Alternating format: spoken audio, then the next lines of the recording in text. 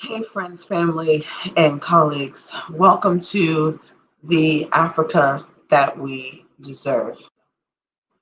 So this is Sunday, September 6th, 2020. Thanks for tuning in and watching us. We've had a bit of technical difficulty today. We are expecting a guest to come on, but he's been having significant challenges in the Gambia to get connected. Mamadou Diouf, he is the former permanent secretary for tourism in the Gambia. As soon as those technical difficulties are finished, he will be joining us. But in the meantime, let me take this opportunity first to thank you, all of you, for tuning in and tell you a bit about what we're doing and why we're doing this here with the International Institute of Family Development. The International Institute of Family Development is a for-profit entity. It's registered here in the United States and has offices, and it's registered in the Gambia.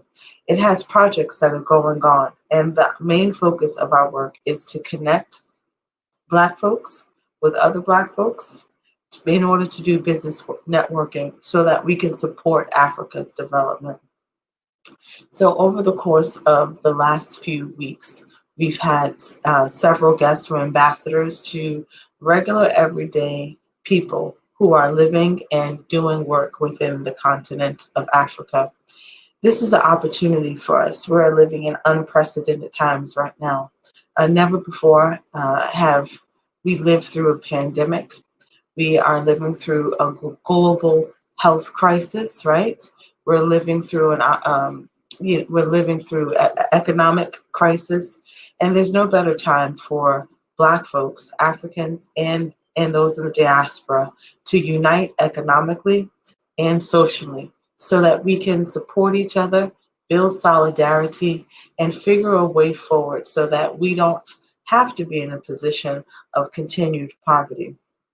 There's lots of opportunities available, and the International Institute is here and poised and ready to assist folks who are interested in connecting with the continent, making sure that you have pathways to do business so that you can have partnerships on the ground that are running and ready and vetted and viable and real. We like to make the deals happen so that we can support African nations to be able to better connect with those who are interested in investing, small and medium-sized business holders who are interested in investing in Africa. So I'd like to take a moment to highlight several of the projects that are noteworthy. One, people say, Viola, How did you get interested in working and care about Africa so much? How could I not? Africa is within me. I can't hide the fact. I wouldn't want to hide the fact that it is who I am. When we think about all the world's resources that are located, they're located within most majority within Africa. As a whole, there's not huge manufacturing opportunities to manufacture raw product inside the continent in order to transform that raw product into something that produces jobs, that produces a strong and stable sovereign economies.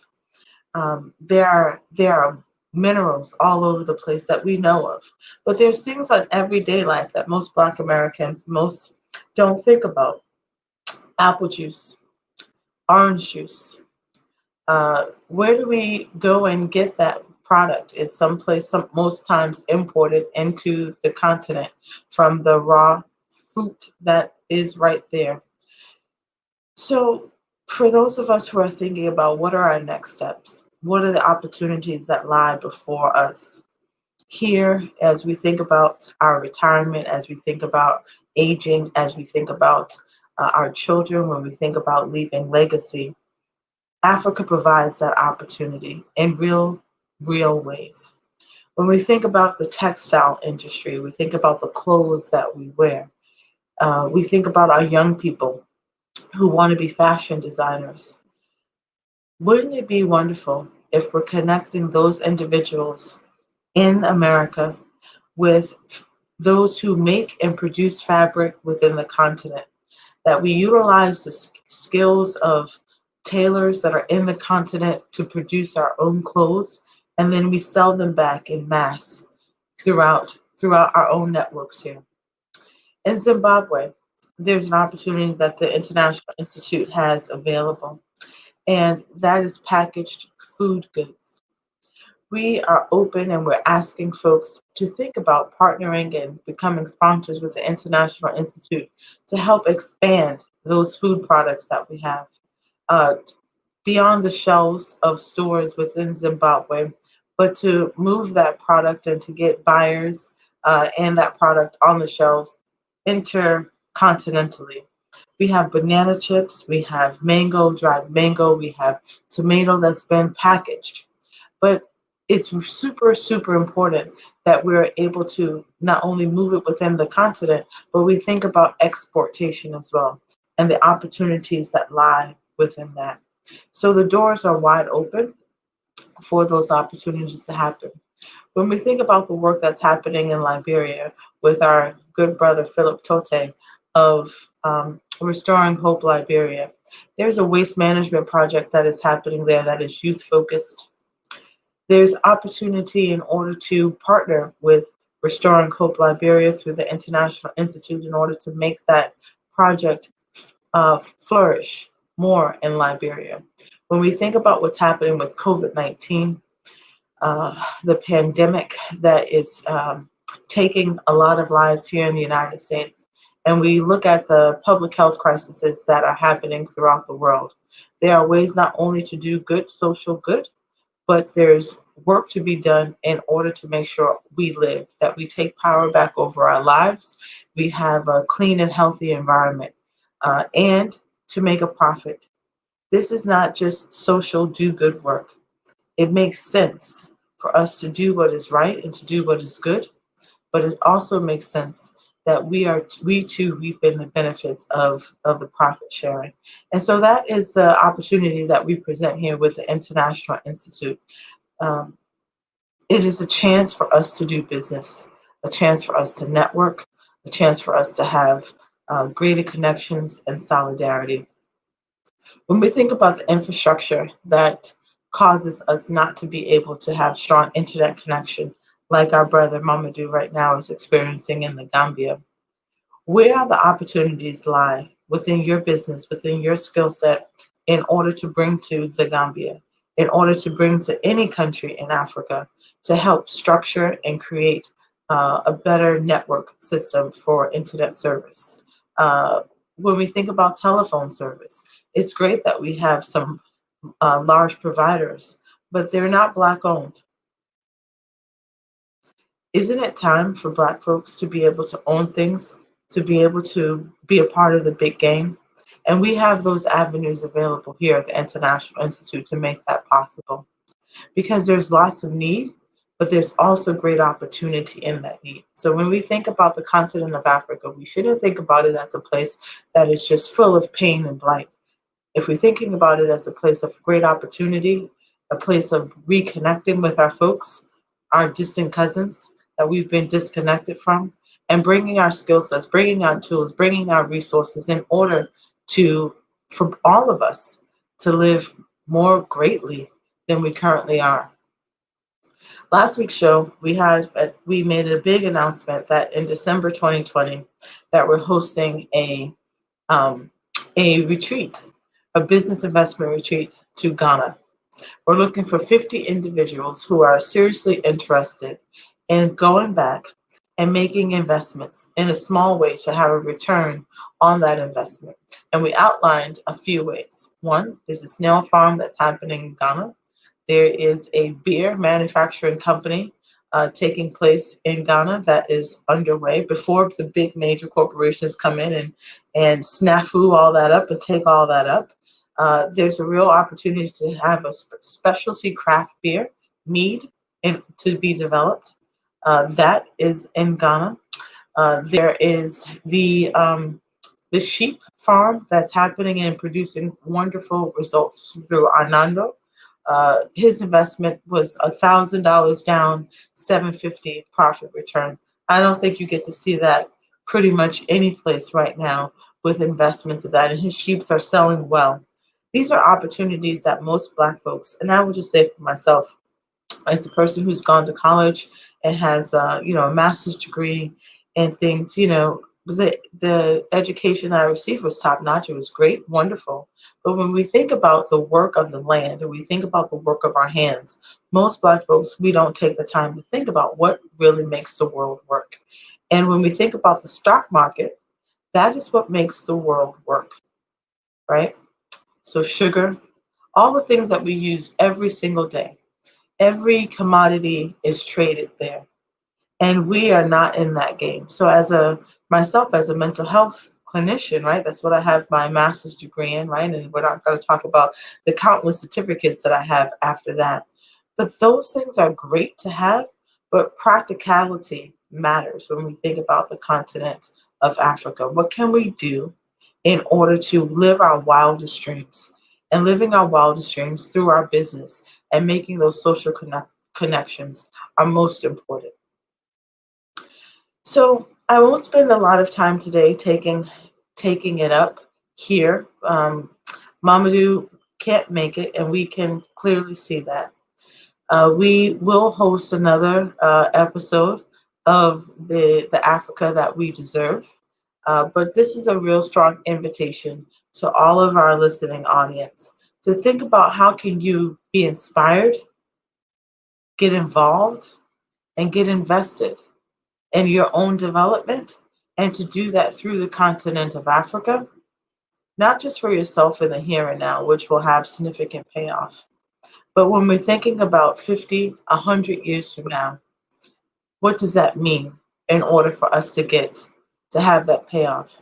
Mamadou made it. He made it in, and I'm adding him to our stream. Mamadou, you made it. Yes, I made it finally. I've been actually waiting to hear from you again. I'm sorry about the hitches. That's fine. So between the US and Africa. That is something that I was just having a conversation with our listening audience about one, the opportunities that are here, right, from our snafus, from this technology, and the fact that investing in Africa is the thing that Black folks, Black Americans should be doing. So Mamadou, tell me, Africa is and her people are. Finish that sentence. You've been breaking, I'm afraid. Maybe you need to repeat. I will. You ready? Can you hear me now? Yes, it's dragging, but I'll try to hear. I hope I am clear myself. You are fantastically clear. Africa is and her people are.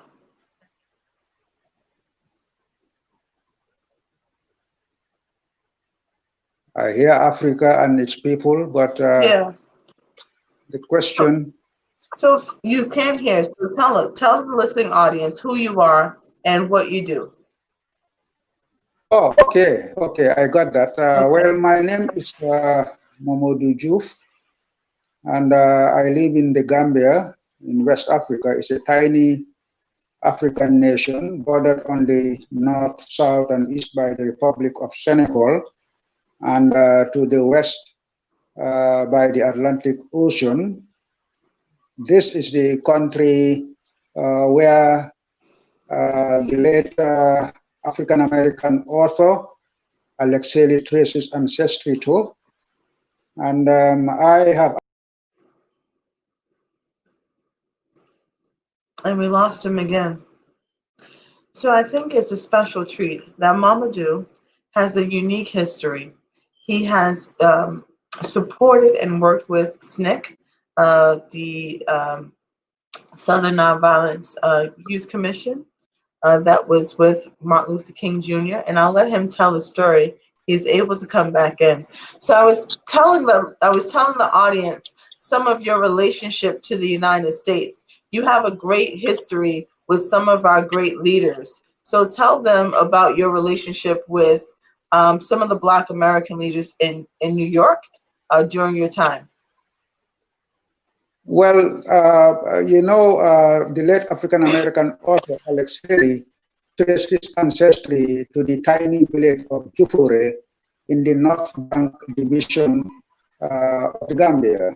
Yeah. And I happen to have worked in the National Council for Arts and Culture as Director General for more than 12 years.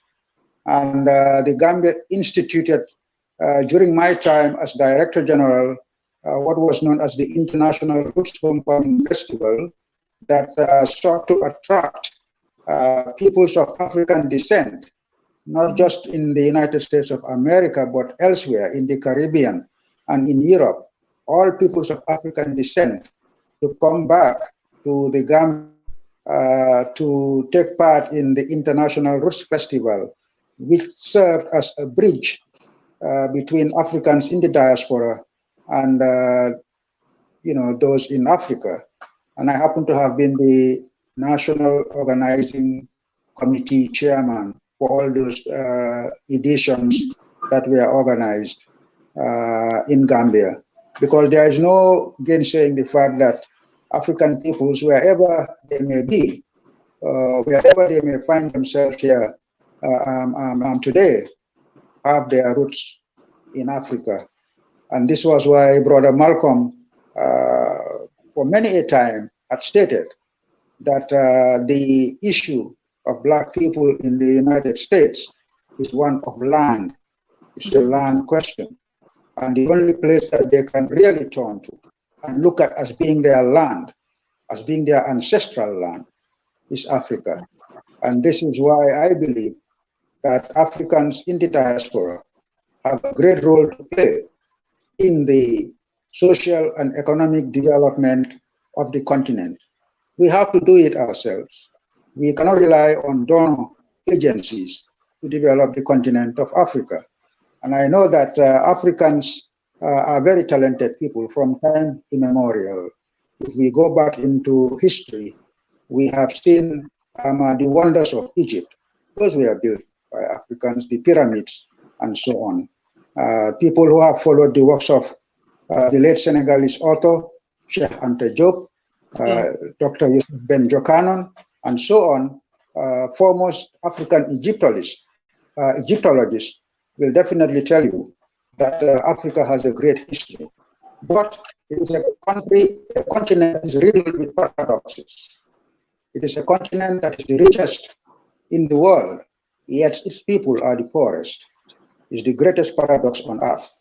And only Africans themselves can remove this paradox and build a future for her children. And I believe that Africans in the diaspora have a critical role to play, because we have a vast reservoir of knowledge, of talent, in all the sciences and in every realm of development.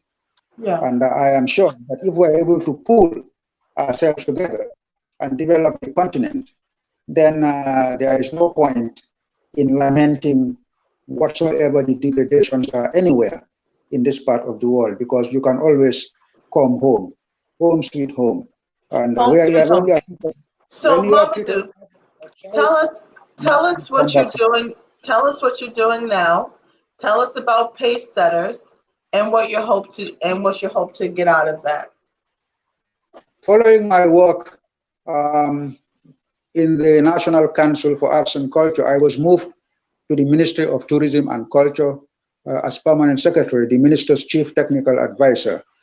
And following my retirement, I decided to set up an organization I call PACESETTER. That is the Program for African Cultural Exchange and Self-Enlightenment through training, education, and research. And the idea was to bring peoples of African descent to the Gambia periodically, perhaps on a quarterly basis, so that they can come and see for themselves our way of life, their ancestors' way of life, and also be able to look at the challenges of development that we have in this country, and also be able to say, hey, I think I can make some investment in this area or that area, and also see the history and understand, the rich history of the African continent, the Gambia in particular, so that, it would help in self-actualization and the realization that, in fact, I belong to a family, an African Right. family that Right. has a very rich history. So you have this program called Pace Setters, and you're looking to connect the diaspora, Black Americans, back to do a reverse migration, a reverse cultural exchange. So normally the cultural exchange process is that people from Africa move to the United States for a period of time of 2 weeks or sometime, or a month or 3 months, and have a learning, educational, culture exchange. Yours seems to be in the reverse, which is really brilliant. It is to take Black folks here in the diaspora in the United States and to bring them to the Gambia, connect them with university to do study on the ground, and be able to develop projects in a real way. Yes, And I think I lost the connection momentarily, but you're back again. You're back yeah. again. So what do you need in order to make pace setters take off, to reach the highest level of achievement? What do you need, Mamadou? What do I need? Yes. I need partners, Viola, partners in Okay. development, people that Say more about that. I can work with, in Black colleges, Black universities, to bring groups to the Gambia, so that, they will be able to explore the country, see for Okay. themselves what the Gambia is all about, visit Alex Haley's ancestral home of Okay. Jufure, and, speak with the Kinte family, Okay. look at, in, interact with the communities here, and look at also their challenges in development, even work in community projects like Yeah. building a school or building a hospital, visiting the orphanage and making some contribution, teaching in the schools, or working in the hospitals, in the clinics. So my Pace Setter program really aims to connect and bring together, peoples of African descent in the diaspora, whose ancestral home is Africa, bring them back to Africa to make a contribution to the development of Africa. Because, like I said earlier, it is only Africans themselves who can develop the African continent. It is not through donor agencies like the World Bank, with strings Yeah. attached, the International Monetary Fund. They have been giving assistance to African countries since independence, but the situation remains the same. Most of the time, those funds, have strings attached to it, and Yeah. there is so much bureaucracy with them, and there's massive corruption also at the level of most of our Sure. governments, to the extent that it does not filter down and address the needs of the majority of the masses of Africa, and So, this is what so we're, needs to change. so we're gonna make the case here right now. You're live on the Africa That We Deserve, a video cast by the International Institute of Family Development. Friends, family, colleagues, listening audience. Here's the call. Right now, we're in a global pandemic.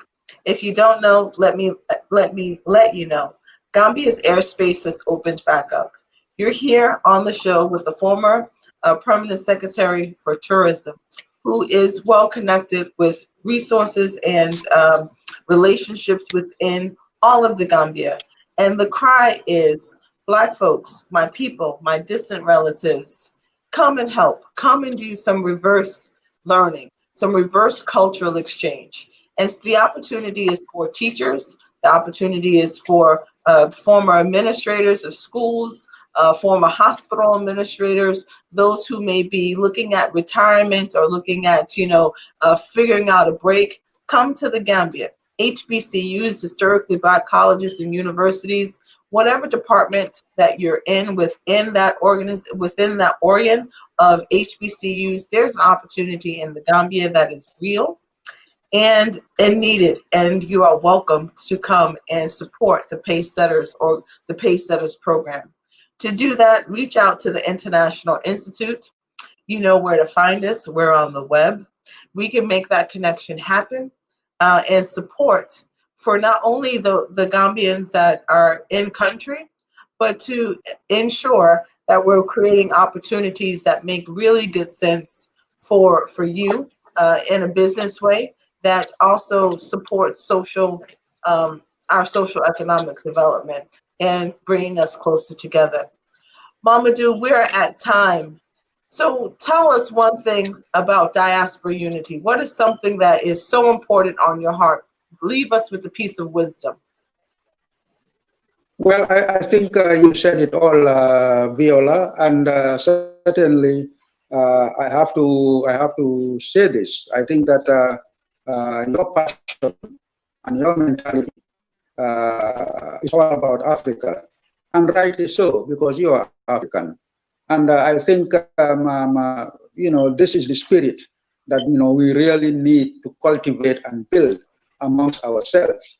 That we have to look within and see that Africa is the land of our ancestral past. And you symbolize that. You have been to the Gambia a couple of times, and you have tried to support projects and programs, in the Gambia.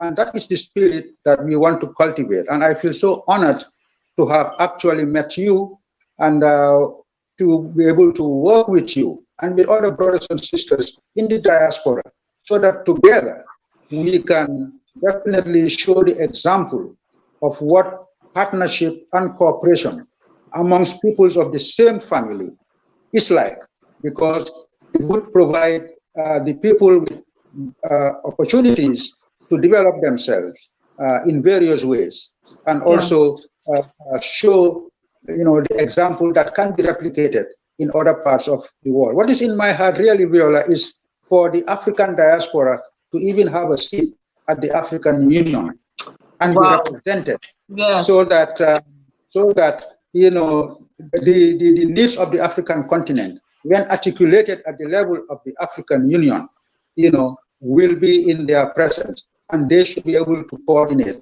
with all of the other Black organizations, the National Urban League, and other organizations, Black organizations in the U.S., so that the vast potentials, can be harnessed in a very organized way for the Right. development of the African continent. This is fantastic. So when we think about organizations, when we think about colleges, I have a son who is in college, and there's the opportunity is always to go abroad, and that abroad is Europe. That abroad is someplace that is not Africa. There's a real opportunity for those who have to complete practicums, that need to complete any study and learning of cultural advancement here in the Gambia. We have Mamadou here on our show with us, laying flat and bare the opportunity to come to the Gambia, your school, as a teacher, as a student, as a retired person, and rethink your connection and support the work that's on the ground. And because this is a business networking opportunity, and create a profit for yourself. And that is for your legacy, for your own children, and create that generational wealth. And we do that by employing our own people. We do that through our own culture, because if we don't, somebody else will be coming into the country and taking advantage in doing that. And we'll be asking how and why did this happen?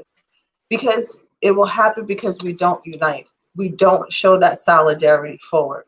So the request is out there for those of us, and I always make a special call to parents. I always make a special call to moms. I'm a mom. And when I think about what's happening in the United States, and I'm thinking about the opportunities that are here or may not be here for me and my children, there's great opportunity within the continent of Africa. And if you're thinking about learning and school and education and service learning opportunities, it's here in Gambia.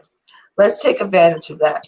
And so within the next 3 months, I won't take that back, not 3 months. In the next 3 weeks, I'm expected to hear from any university, any college professor, any school, any retired person who is interested in doing reverse learning, reverse migration learning, reverse cultural exchange, not bringing folks here to the United States, but Black Americans going home to Africa to do service learning projects. You will do that here through the International Institute of Family Development, and they would connect you directly to Mamadou and his Pace Setters program.